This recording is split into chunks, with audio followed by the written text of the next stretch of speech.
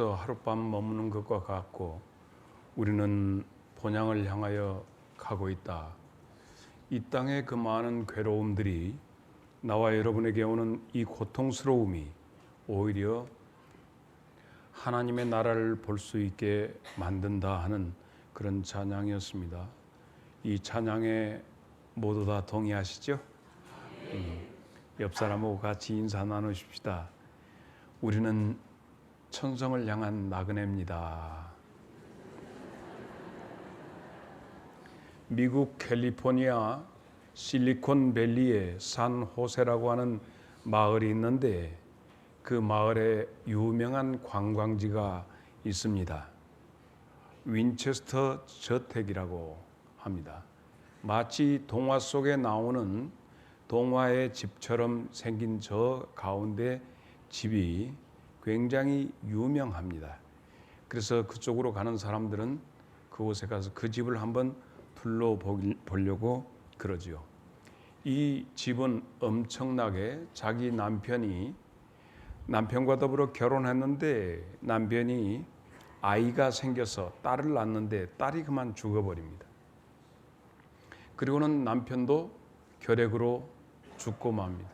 시아버지도 죽고 말아보니까 이 미망인된 이 여인에게 엄청난 재화가 유산이 되었습니다. 감당할 수 없을 만큼 부자가 되었어요. 그런데 이 여자는 왠지 모르게 영매에게 가서, 지금처럼 우리같이 무당에게 가서 나는 잠자리가 흉흉한데 어떻게 했으면 좋겠느냐 했더니 저쪽 서쪽으로 가서 집을 지어라, 크게 지어라, 이렇게 얘기를 해서 집을 짓게 된 게 바로 실리콘밸리 산 호세 마을에 큰 집을 짓게 됩니다. 집을 지어서 잠을 자는데도 계속해서 가위에 눌립니다. 귀신이 와서 계속 쫓아오니까 이 여자는 잠을 이루지 못하고 계속해서 귀신이 오면 나에게 찾아왔을 때 헷갈리게 해야겠다 해서 집을 짓게 된 것이 저겁니다. 그러면 저 집은 어떻게 된 것이냐? 여러분이 서부 영화에 나오는 윈체스터 장총이 나옵니다.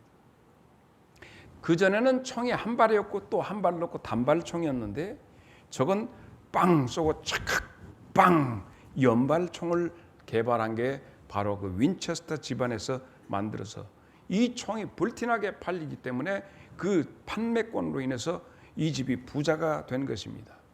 그런데 영매가 말하기를 너희 집에 인디언들을 저 총으로 막 많이 학살했기 때문에 인디언들이 거기다 저주를 넣었다.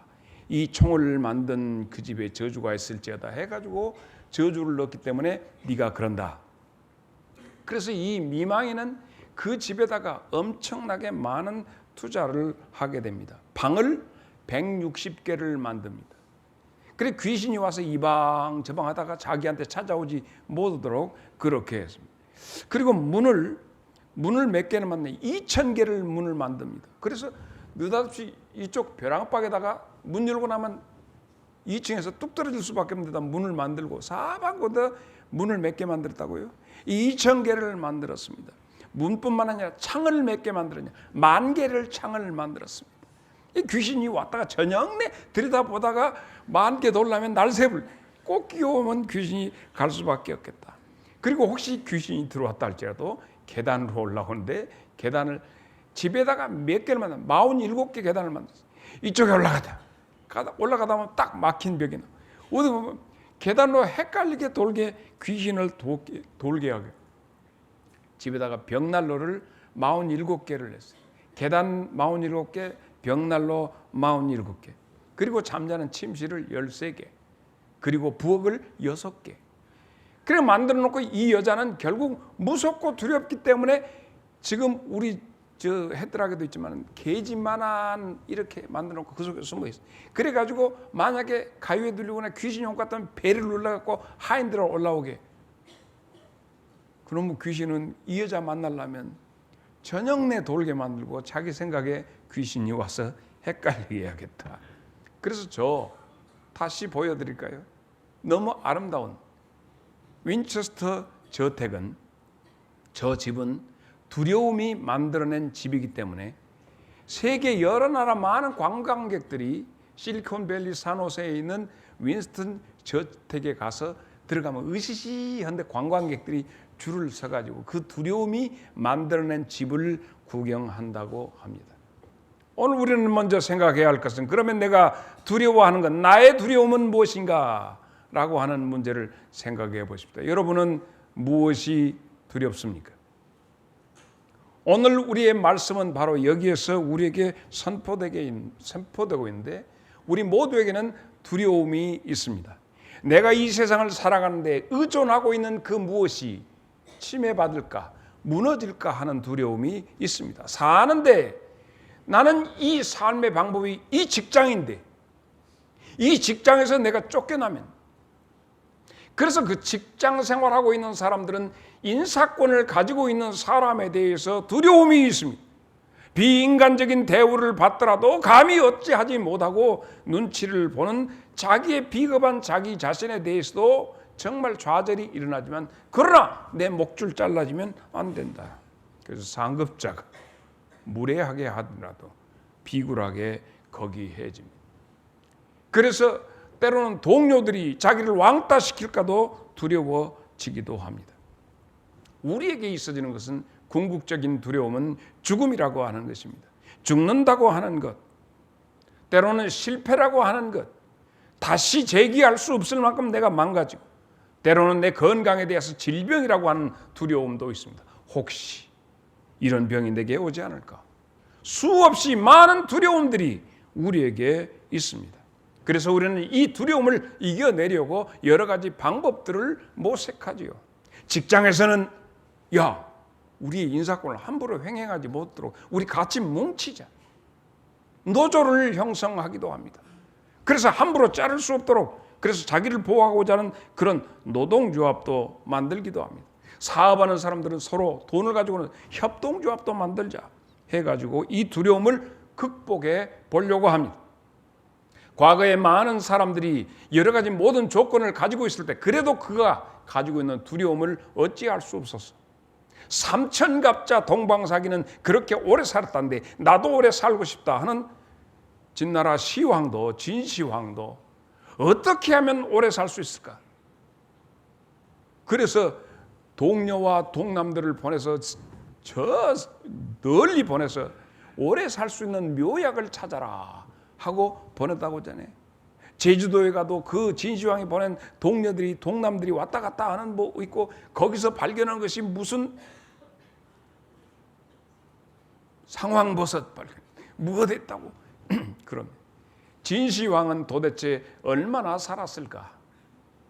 중국을 통일한 다음에 시황이 살았던 것은 통일 후 11년을 살았습니다. 그러면 그의 나이 몇 살이냐? 50살에 죽고 말았습니다. 오래 살고 싶었어요. 결국 그도 전국을 쭉 돌면서 구경하다가 죽었는데, 혹자들은 진시황의 죽음에 대해서 그 곁에 있는 많은 신하들이 온갖 좋은 보약을 다 주었는데 가만히 조사해 보니까 한약 속에 담겨져 있는 수은이 너무 많아서 수은 중독으로 죽었을 것이다 라고 유추도 합니다. 그래서 나온 말이 약 좋다고 남용 말고 약 모르고 오용 말라. 이런 것들은 시황이 들었어야 할 것입니다. 여러분 이 회사를 잘 알 것입니다. 허벌라이프. 이건 나오면 허벌허벌하게 모든 여자들이 다이어트 하는데 균형 잡힌 식생활을 해야겠다. 여러분 그러나 이 허벌라이프를 만든 창시자가 누군지 아십니까? 그 사람 알지 못하죠? 그러나 저것은 먹지요? 잡수실 것이 창설자는 1956년생입니다. 이름은 마크 휴즈. 거의 나만큼 미남입니다. 믿거나 말거나. 그런데 이 친구가 허벌라이프 이것을 만들었던 그 사람인데 몇 살 살았을까요? 1956년생인데 2000년도에 죽었습니다. 그러니까 44살에 죽었어요. 허벌. 죽음이라고 하는 것은 누구를 가리지 않습니다. 이 죽음이라고 하는 것이 엄수료입니다. 돈으로도 막을 수 없고 권력으로도 막을 수 없습니다. 물론 건강보조식품으로도 막을 수 없습니다. 그렇습니다. 우리가 두려워하는 것들이 이렇게 많습니다. 그렇다면 나는 도대체 무엇을 믿고 의지하는가?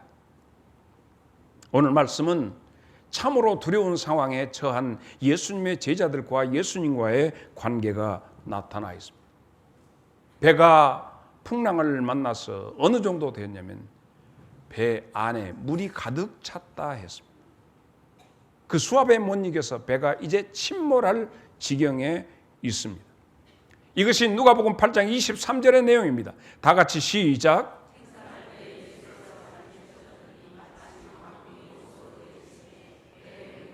도저히 어찌 감당할 수 없을 정도로 배에 물이 가득하게 되었다 하는 얘기입니다. 통제력을 상실합니다. 더 이상 노를 저어도 가지 않고 그렇게 해서 심하게 물을 퍼내도 물이 계속 배 안으로 밀려들게 되었습니다. 통제력을 상실할 때 여러분 너무너무 감당할, 어떤 사람은 법원에서 사형 선고를 받을 때 그냥 머리가 백발이 되어버렸다고 그러고 나서 쇼크 때문에. 어떤 사람은 그만 그 소변을 싼지 모르게. 내가 오래전에 여기에서 비아 쪽으로 해서 광주 쪽으로 그 국도를 타서 가고 있는데 4차선 차를 타고 가고 있는데 백양사에 사는 영감님이 4차선인데 이 가로막이 중앙선 이 가로막 것이 높이 있기 때문에 넘어갈 수도 없는데 차가 이렇게 가고 있는데 저기에서 이 차가 뒤쪽에서 차를 이렇게 사방을 보고 건너야 합니다. 노인들 꼭 기억하시기 바랍니다. 그런데 딱 이렇게 차가 뒤에서 오고 이렇게 가도록 되어 있고 저쪽에 가도록 되어 있는데 이렇게 보고 이러고 뛰어가. 크락션을 끽 브레이크를 잡는데 점점 중앙선으로 옵니다. 아이고 어머니, 아이고 머니나, 아이고 어머니. 끽 밟은데도 계속 들어요. 설마 저 양반이 헌데 보질 않고 옵니다. 나중에 알아봤더니 저쪽에서 군내 버스가 오는데 이쪽으로서 얼른 가서 이쪽 건너편에다가 저쪽으로 뛰어가서 잡아야겠다. 근데 이거 가로막이 이 때문에 갈 수도 없습니다. 그런데 이 양반이 뛰어오면서 뒤쪽에서 오는 차는 쳐다보지 않고 건너편에서는 군내 버스, 약수 가는 군내 버스가 오니까 아마 그거 잡으려고 100번인가 몇 번인가 그래가지고 이렇게 오신 겁니다. 그 운전자는 여러분이 잘 아는 지금 설교하고 있는 나입니다. 아직까지 인사하고 한 번도 내본 적이 없는 나인데 이 차로 달라듭니다. 쳐도 합니다. 키는 이종대 장로님만큼 큽니다. 건정건정한 사람이 그냥 또 가재이 컵팥 이것은 길어가지고 웅쳐 오는데 쑥쑥 오는데 이 하고 그만 그 작은 눈을 가진 이성수 목사가 눈을 크게 뜨고 브레이크를 밟았는데 근데 달라서 거의 이쪽에 나는 중앙선 그 이렇게 한 철근에다가 부딪힐 만한 거 썼습니다. 근데 오더니만 팔 뒤꿈치로 이쪽에 있는 사이드 밀러를 탁 쳤습니다. 그것이 탁 이렇게 되었습니다. 이제 그때야 느낀 거예요. 이 영감님이. 그리고 덜썩 앉아. 무엇이 턱 소리 나고 주저앉았는데 나가서 보니까 이 양반이 소변을 싹 봐버렸어. 얼마나 놀랬겠어. 보니까 나중에 이빨도 없으신 양반인데 그 병원에 이제 가서 하고 해서 그때 근데 전과가 올라갔을 거예요. 그거 어찌됐든 그 신고를 그 경찰서로 했으니까 보험사에다 먼저 해야 한다는데 어찌됐든 너는 싫어갖고 얘가 뺑소니 안 해야 하니까 어쩔 것이고야. 근데 이 사이드 밀러는 덜렁덜렁했지 어디 다친 데는 없냐? 다친 데는 없어요. 근데 그냥 싸고 앉아 계신데 따갑다. 어째서 그러셨어? 그랬더니 저기서 차가 온 게 그럼 타려고 그랬다고. 타도 여기를 어떻게 건너가려고 일로 달라드셨어? 사람이 그래서 결국 장성병원에 가서 그래도 계시라고 하고 왔더니 갖다 댈 때마다 빵도 볼택찜에 불고 우유도 잡사 불고 그냥.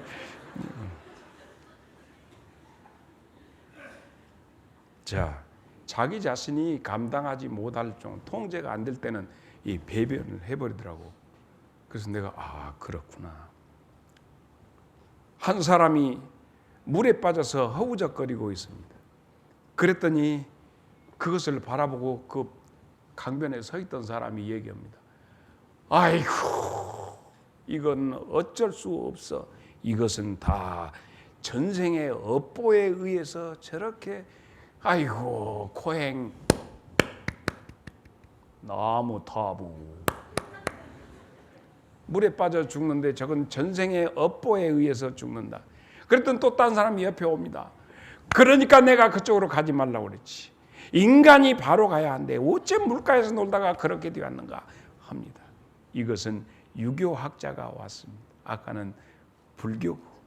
그런데 한 분이 있다가 그냥 아무 말도 없이 뛰어들어서 그 사람을 건져내고 지쳐서 그만 그분이 익사했습니다. 이 세 비유를 통해서 과연 누가 익사하고 누구를 살려냈는가? 전생의 업보다 내가 가르친 교훈대로 살지 않아서 네가 이런 불행한 일을 만났다 하고 하는 것이 아니라 뛰어들어서 건져내 주시는 분, 바로 여러분이 만나야 할 예수 그리스도십니다. 오늘 우리는 그분을 만나기 위해서 이 두려움 많은 세상에 오늘 이 시간 우리가 여기 있습니다. 하나님은 결코 우리를 그냥 버려두시지 아니하십니다. 내가 처한 극한 두려움의 현장에 우리 주님은 오십니다. 이사야 41장 10절입니다. 두려워하지 마라. 내가 너와 함께함이라. 놀라지 말라. 나는 네 하나님이 됨이라. 내가 너를 굳세게 하리라. 참으로 너를 도와주리라. 참으로 나의 의로운 오른손으로 너를 붙들리라. 아멘. 사랑하는 성도 여러분, 오늘 우리에게 있어지는 이 두려움은 우리의 여러 가지 우리가 과거에 잘못한 결과로 우리가 스스로 그럴 것이다. 그래, 나 같은 죄 많은 년이 그렇지, 당연하지. 그것이 아닙니다. 주님은 결코 여러분의 두려움과 이 환난을 바라보고만 계시지 않습니다. 내가 그래서 그랬지 않느냐, 우리를 그렇게 하시지 않고 직접 오십니다. 그러므로 오늘 우리가 해야 할, 이 시간에 해야 할 일은 나의 예수님을 깨우는 일입니다. 내 예수님을 깨우라 하는 일. 각자가 인생의 항해를 하고 있는데 각자의 예수님이 계시는 거예요. 우리의 예수님이 아니라 나의 예수님을 깨우는 게 우리 인생의 두려움을 극복하는 길입니다. 누가복음 오늘 8장 24절의 말씀은 제자들이 나와 깨워 이르되 주여 주여 우리가 죽겠나이다. 예수께서 잠을 깨사 바람과 물결을 꾸짖으시니 이에 그쳐 잔잔하여 지더라. 교회를 오래 출입하신 분들이 계십니다. 그럼에도 불구하고 자기 예수님은 침묵하고 계십니다. 옆에 아무개 집사의 예수님은 살아계셔서 그를 이끌어 주신데 내 예수님은 교회를 왔다 갔다 해도 침묵하고 계시고 내 예수님은 외출 중에 계신 것 같아. 교회 와도 내 예수님은 안 계신 것 같아. 장기 출타하신, 교회를 와도 재미가 한태기도 없어. 왜냐하면 내 님이 계시지 않기 때문에. 움막이라도 초막이라도 내 사랑하는 님이 거기 있으면 거기서 알콩달콩 핑크색 무드가 일어나는데 교회를 와도 내 님이 계시지 않으면 얼마나 쓸쓸하고 삭막하겠는가. 텅 빈 느낌. 예배당에서 구주여 광풍이 불어 큰 물결이 일어나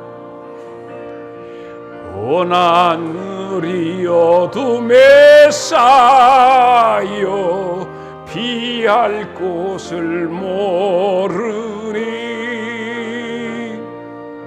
우리가 죽게 된 것을 안 돌아봅니까?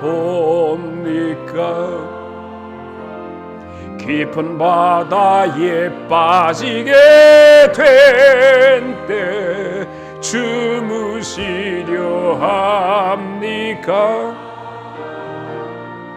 큰 바람과 물결아 잔잔해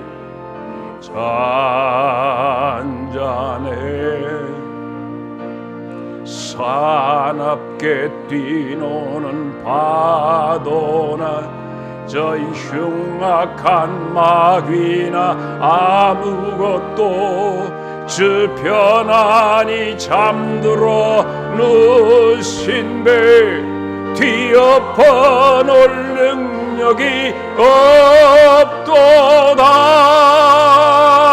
주 예수 봉파를 꾸짖어 잔잔해 잔잔해. 주 예수 봉파를 꾸짖어 잔잔하라.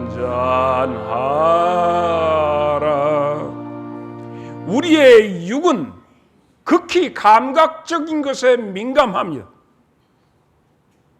아침을 안 드신 분들에게 있어서 저 식당에서 올라오는 오늘 냄새가 반응하면서 식욕을 자극하고 식욕을 내 속에서 먹자니까 하고 요구하는 것, 이것은 육이 우리에게 살기 위해서 필요 적절한 것이니 먹자 요구하는 것입니다. 그러나 이것을 언제든지 지나가다가 빵 냄새 나오는데 이효숙 집사 집에 찐빵을 그냥 공짜로 집어 먹으면 안 되고 현영자 권사의 김밥을 그냥 볼테기 집으면 안 되지요. 적절하게 돈을 주고 사 먹어야지요. 이것을 통제하는 것, 육의 본능을 통제하는 것이 뭐냐면 두 번째가 바로 혼이라고 하는 것입니다. 야, 돈도 안 내고 먹으면 될 거냐. 사람들이 너보고 어쩌고 그래. 두 번째 혼이 의식하는 것은 사람을 의식하는 거예요. 그러므로 이 혼의 작용이 약한 사람은 무조건 혼적인 것이 약하면 지금 덜 자란 애들은 이것에 대해서 혼이 깨어있지 않기 때문에 가서 먹고 싶은 거 주라고 발버둥 치고 하는 거예요.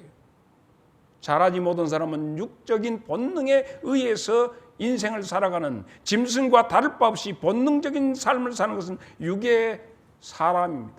그러나 혼의 사람은 사람들을 의식하기 때문에 사람들이 나를 뭐라고 할까? 사람들이 나를 뭐라고 할까? 여보 제발 그러지 마시오. 사람들이 요거요. 계속해서 뭐라고 하는 것이 혼적인 거예요. 그러나 더한 것은 하나님이 나를 어떻게 보실까? 이게 영적인 자극을 받을 때 그러합니다. 그런데 많은 사람들이 교회에 와가지고 자극되는 것이 뭐냐? 혼적인 자극이 많습니다. 목사님이 오늘 설교하는 것은 지난 주간에 내가 거시기 형께 오늘 머시기 하는 것이 아니냐? 하나님은 없이 찬양대에 오늘 찬양이 이렇게 저렇게 하는 것은 박자, 음정, 이야 거시기하다. 온통 이것만 가지고 와서 지난주에는 이런데 금주에는 이렇다. 얘기를 얼마든지 할 수 있습니다. 그러나 하나님과 나 혼적인 것, 그래서 니고데모가 예수님을 한번 만나려는데 사람들이 뭐라고 할까 싶어서 밤중에 깜깜할 때 예수님 찾아오는 것은 그 속에 영적인 것이 깨어 일어났기 때문에 밤중에라도 예수님 만나려고 하는, 오늘 이 시간에 우리는 지금 우리의 영이 깨어 일어나 주님을 흔들어 깨울 수 있기를 바랍니다. 예배당에 와가지고 혼적인 것만 충족시키고 하면 여러분의 삶은 삭막하기 짝이 없습니다. 두려움을 극복할 수가 없는 것입니다. 그러므로 깨어나라 내 영혼아. 우리 그래서 깬 영혼이 주님을 흔들어 깨울 수 있습니다. 오히려 주님은 오늘 우리를 부르시는데 혼적으로만 반응하기 때문에 주님의 부름이 들려지지 않습니다. 혼적으로는 일주일에 한 번 예배 드리면 되지. 하나님은 어떻게 생각하실까? 하나님은 오늘 이 시간에 말씀하시고 또 찬양 예배도 말씀하시고 수요에 너 같은 것은 3번 아니라 10번이라도 한 주에 와서 네 영혼을 깨워야 한다. 만약에 그러신다면 여러분은 어떻게 하시겠습니까? 오늘 또 계시록 3장 20절 예수님은 이리 말씀하십니다. 내가 네 문 밖에 서서 두드린다. 누구든지 내 음성이 들려지거든 문을 열어라. 내가 그에게로 그로 더불어 그는 나와 더불어서 이렇게 함께 공존할 것이다. 이 말씀을 여러분은 어떻게 받아들이고 있습니까? 그러나 사도행전 28장 26절 이 백성은 가서 말하기를 너희가 듣기는 들어도 도무지 깨닫지 못함 보기는 보아도 도무지 알지 못한다 하는 세계가 있는 것은 영이 닫혀지고 혼만 살아있기 때문에 그렇습니다. 오늘 여러분에게 드리고 싶은 말씀의 결론은 내가 내 안에 있는 예수님을 깨워야 삽니다. 그렇지 않으면 죽습니다. 에스겔 37장 3절에 그가 내게 이르되 인자야 이 뼈들이 능히 살겠느냐. 내가 대답하되 주여 주님만이 아십니다. 감사한 일은 우리에게 하나님을 찾는 마음이 있다는 얘기입니다. 동난이 일어나서 한강다리가 폭파되어서 그러나 남하를 해야겠고 그런데 한강에 살얼음이 얼었습니다. 그래서 많은 사람들이 거기를 건너갑니다. 불교인도 가고 유교인도 가고 천도교인도 가고 다 목사님도 갑니다. 그리고 갑니다. 불교인이 앞에 갑니다. 나무 관세음 모살 또이 이렇게 갑니다. 하면서 건너가고 있는데 갑자기 그 살얼음이 짜자자작 오고 벌어지니까 아이고 하나님, 나무 관세음모살 하다가 그냥 아이고 하나님, 급하면 다 하나님을 찾게 되어 있습니다. 그래서 사도행전 17장 22절에 시작.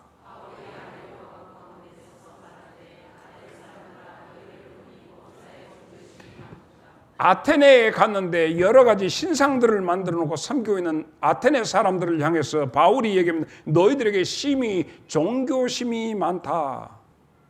이게 하나님을 찾을 수 있는 마음을 우리에게 주셨습니다. 감당할 수 없는 두려움이 여러분에게 다가올 때 우리 모두는 그때 주님을 찾게 됩니다. 사랑하는 여러분, 꽃가지에 내리는 밤비 소리를 조용히 들어보셨습니까? 나무가지에 떨어지는 창문을 때리는 이 빗소리를 들어보셨습니까? 그리고 조용히 생각해 보셨습니까? 우주 삼라만상에 배어있는 하나님의 여러 가지 나를 향해서 두드리고 나를 찾는 주의 음성을 들어보셨습니까? 우주의 주인 창조의 하나님이 피조물인 우리를 찾으시는 하나님의 음성을 들어보셨습니까? 이사야 1장 3절 소는 그 임자를 알고 나귀는 그 주인의 구유를 밥통을 알건만은 이스라엘은 알지 못하고 나의 백성은 깨닫지 못하는도다 했습니다. 사랑하는 여러분, 오늘 마지막으로 여러분에게 소개할 한 인물이 있습니다. 조엘 스덴버그라고 하는 친구입니다. 이 친구는 어느 때 1979년 2월에 가족들과 함께 지금 우리 저기 손주 정도 기저귀를 차고 가족과 함께 아버지 어머니하고 같이 가는데 저 뒤에서 추락이 받아가지고 차가 불이 나가지고 3도 화상을 85% 몸에 전체에서 죽는다. 숯덩어리가 됐어. 아기가. 방금 여러분이 보신 그 아이입니다. 손도 다 이질을 타버리고 다 됐는데 의사들은 안 되겠다. 그런데 살아있어서 심장이 뛰고 있으니까 그 아이를 살려보자 하고 그 아이를 살리는데 18년 만에 그 뒤에 받아버리고 도망간 트럭 운전사가 잡혔어요. 대학생이 됐을 때, 스탠버그가 대학생 됐을 때. 왜 그랬느냐 봤더니 자기 애인이 변심해서 딴 남자하고 좋아한다고 가서 차로 애인 차를 탁 받아버렸는데 연쇄 추돌이 일어나서 애물게 이 스탠버그가 탔던 자기 부모가 탔던 그래서 그 아이가 그렇게 입었는데 그 아이가 나는 용서한다. 그런데 여러분, 이 한국에도 왔어요. 이 조엘 스탠버그의 문제는 지금 굉장히 숯덩어리 되었던 저게 피부가 전부 지금 그래도 다른 사람 볼 때 가면을 썼다고 할 정도니까 저 정도 된 이유가 뭔지 아십니까? 그 아이에게 피부를 이식해준 아버지. 그래서 아버지의 살을 뜯어가지고 저 아이를 저렇게 사람을 만들어 놓은 것입니다. 저 아이가 저렇게 될 수 있도록 해준 손발은 다 이렇게 됐지만 그래도 여러 가지 학생회장도 지내고 했어요. 그런데 저것을 아버지가 피부 이식을 조금 해주면 또 다음에 피부 이식. 그래서 평생을 아버지의 살로 자식이 저렇게 모든 이목구비가 나오게 되었던 거예요. 그럴 때마다 아버지는 살을 찢어내고 나서 그 아무는 동안에 짓물라고 하는 그 치료하는 동안에 마치 그때 인두로 지지는 것 같은 고통이 있었다. 그렇게 얘기를 합니다. 오늘 우리의 삶이 오늘 이만하게 다른 사람들에 비해서 잘나지도 못했지만 이렇게 살게 된 모든 것, 오늘 잘나지도 못했지만 이 예배당에 와서 앉아있게 된 모든 것이 우리를 위해서 대신 십자가 져주시고 죽어주신 예수 그리스도의 귀하신 은총이 오늘 나로 하여금 이 예배당에 앉아있게 된 줄로 믿습니다. 이제는 그 예수님을 찾아야 그분과 더불어서 대화를 시작해야 하고 그 내 예수님을 깨워야 여러분이 이 두려움에서 자유함을 얻을 줄로 믿습니다.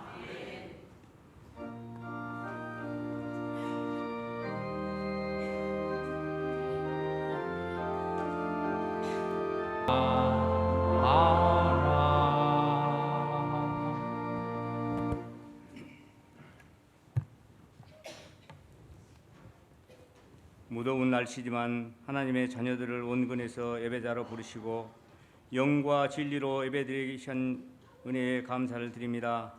지난 한 주간도 교만과 아집, 시기와 질투, 욕심, 하나님 보시기에 합당치 못한 자들로만 살았음을 회개합니다.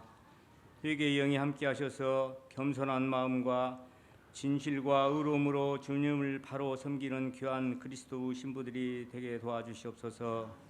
하나님 아버지, 말씀으로 맺은 성도들 우리 모두 한 마음 한 뜻이 되게 하여 주시고 서로 사랑하시오며 부족한 부분들을 위로와 격려로 채워지게 성령님께서 도와주시옵소서. 서로 섭섭한 마음을 이루실 분은 오직 주님만이 하실 줄 믿습니다.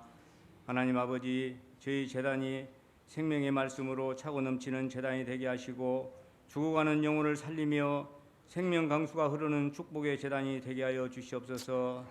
오늘 목사님께서 주신 생명의 말씀으로 은혜를 받았으니 말씀대로 살며 결단의 시간이 되게 도와주시옵소서. 하나님 아버지, 주님 전에 나올 때 빈손으로 나오지 아니하고 예물을 드립니다. 흠양하여 주시오며 이 쓰여진 곳에 영광이 나타나게 하시옵소서.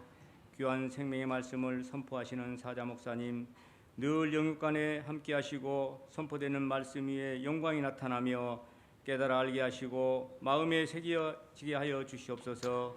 목회를 도우시는 사역자님들 건강 주시오며 제단에 속한 유튜브에서 노년부까지 건강 지켜주길 믿사오며 길이요 진리신 예수 그리스도 이름으로 기도드립니다. 아멘. 이제는 우리 구주 예수 그리스도의 은혜와 하나님 우리 아버지의 무한 광대하신 사랑하심과 성령님의 감화 감동 그리고 교통하심이 두려움 속에 있는 우리를 주의 평안 속으로 이끌어 내 안에 계신 주님을 흔들어 깨우기를 원하는 주의 귀한 성도들의 심령과 가정과 생업 위에 이제부터 영원토록 함께 계시기를 간절히 축원하옵나이다. 아멘.